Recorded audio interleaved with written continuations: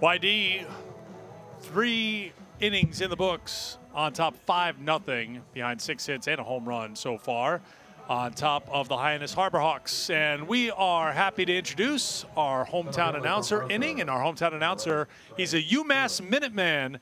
It's Alex Levitt. Levitt, one of the broadcasters here for YD. It's all yours, my man. Thank you so much, Eric. Pitch is outside for ball 1 to Trey Truitt. Truitt walked his first time up, stole second, but was stranded after Bowman retired the rest of the side.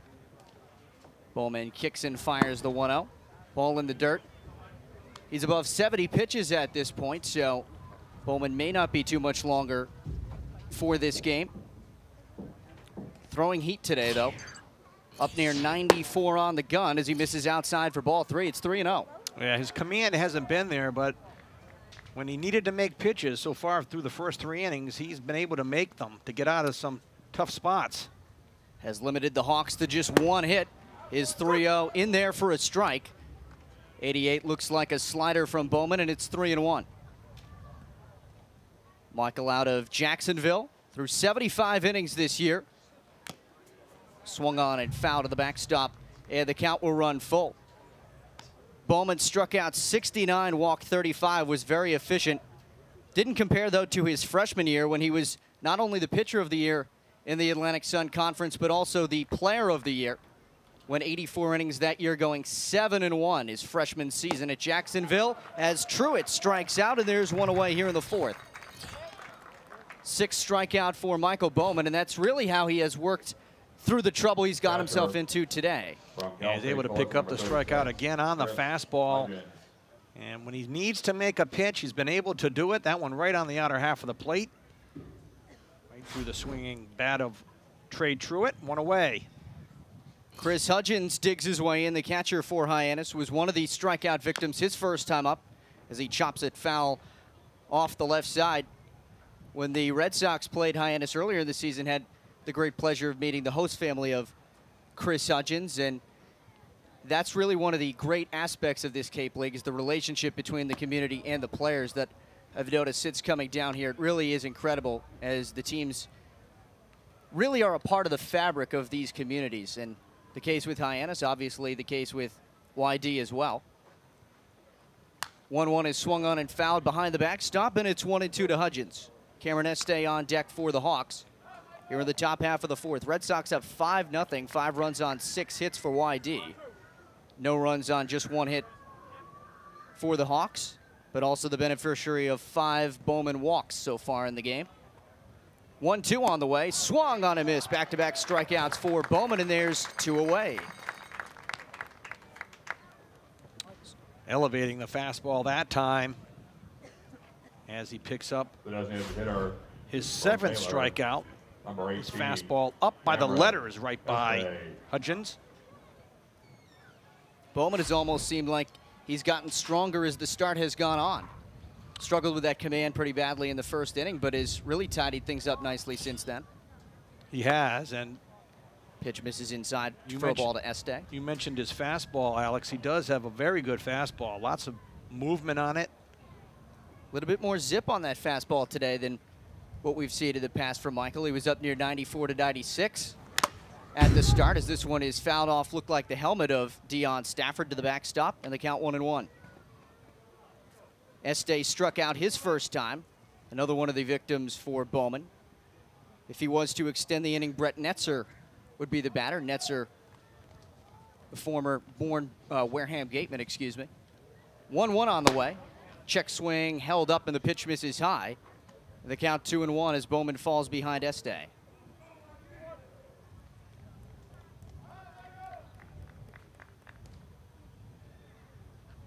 (5-0) Red Sox as the 2-1 misses outside, low and away, and it's 3-1.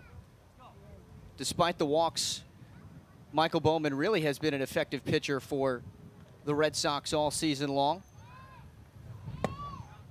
That one is in there for a strike, low and inside, but called a strike by Steve Williams, our home plate umpire, and he runs the count full on Este. So an opportunity here to potentially strike out the side for Bowman. Payoff pitch is swung on and hit in the air to right field. Charging is Juan Hana. He will not get there as it falls for a 2-out hit. So Cameron Este aboard, and we'll go back to the top of the lineup in Brett Netzer. Este getting his first hit of the game, the second for the Harbor Hawks. Right fielder from 87 Charlotte, pitches 9, now from Michael Brett Bowman, Netzer. 43 of them strikes. The 44 balls not cost him so far. That's just the second hit that he has surrendered. And the batter, Brett Netzer, who's rolled the second twice, swings and misses through the first pitch. Ball in the dirt. Stafford blocks it. 4-1 going nowhere was Este over at first. Well, back in the first inning, Bowman able to strike out Henry with the bases loaded, and then in the third inning with runners at second and third, able to strike out Henry again. Of course, the Red Sox now tied for first after starting the season 0-5. The pitch misses low and inside for a ball. It's 1-1, but a beautiful comeback by YD, who's now reached 20 wins on the year since starting 0-5. They're 20-7, so they have been on quite a roll. Had a chance to take first place alone a game against Harwich on Sunday, but a 7-run first sunk that effort for the Red Sox. 1-1 outside. It's 2-1. Ford Proctor would be next if the inning was to continue. He's 1 for 2. Not much of a lead as Skidmore holds on Este at first. A 2-1 count to Netzer. Kicks and fires. Low and inside again. It's 3-1. Another great crowd here at Red Wilson Field. Seems like every day there's a huge crowd on hand, but particularly for a matchup against Hyannis. A rivalry game as such, and the Harbor Hawks always bring a huge crowd wherever they play. 3-1 is chopped to the right side. Charging is Persinger. His throw is in time, and that will do it for the inning. So we have played 3.5 here at Red Wilson Field. It's 5-0 Red Sox. This is Cape Cod League Baseball on Fox College Sports.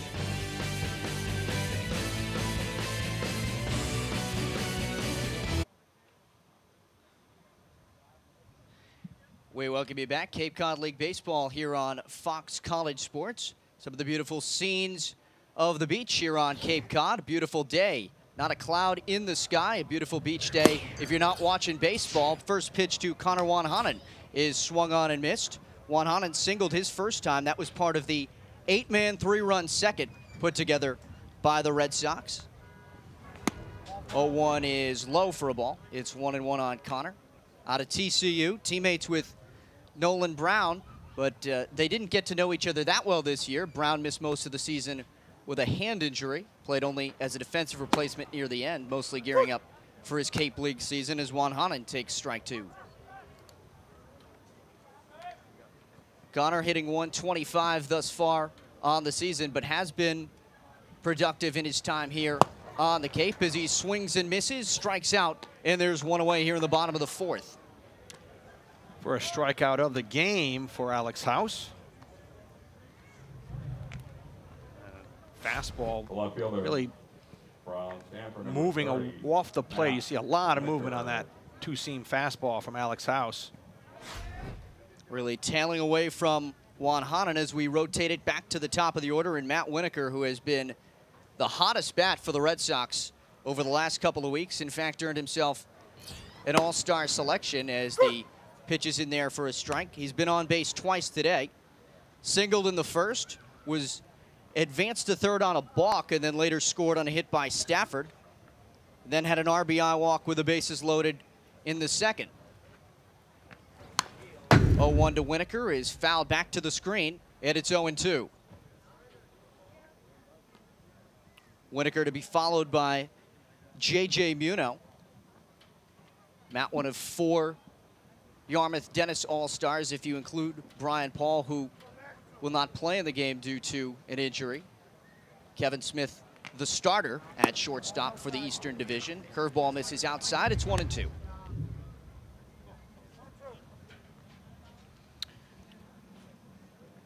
The numbers for Winokur at Stanford in 51 games. All defensive as well. Pitch bounces in for a ball, and the count even now at 2-2. Shadow's starting to creep out from the third baseline, almost reaching the mound, but not yet impacting the line between the rubber and home plate. Sun in the eyes of everyone on the right side of the field as Winokur hacks and fouls it back to the screen. We'll do it again at 2-2. Well, they really keep this field immaculate, I'll tell you that. Beautiful. Infield, outfield, walking on the field before the game. The recent rain has certainly been good to our grounds crew. They really wanted it as Winokur stays alive once again. They were waiting for weeks and weeks. We had about 3 straight weeks without any rain. Finally, the grass got that water that it needed, and it is looking, as you said, exceptional once again. Our grounds crew does a fantastic job. 2-2 pitch is swung on and chopped foul off the right side, so Winokur putting together a real nice at-bat. Absolutely. Here against House. Some of those breaking pitches from Alex House, the last 2 very, very good, and Winokur able to spoil them. It'll be another 2-2 to Matt Winokur. Mentioned the crowd, it extends all the way down the lines, and then standing room behind that. 2-2 on the way, pitch in the dirt, swings and misses, and is tagged by Hudgens, and there's 2 away, so back-to-back strikeouts for House. And if nothing else, Winokur just elevates his pitch count with a lengthy at-bat.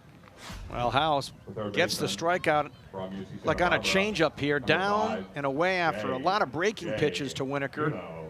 Finally able to get the strikeout on the changeup.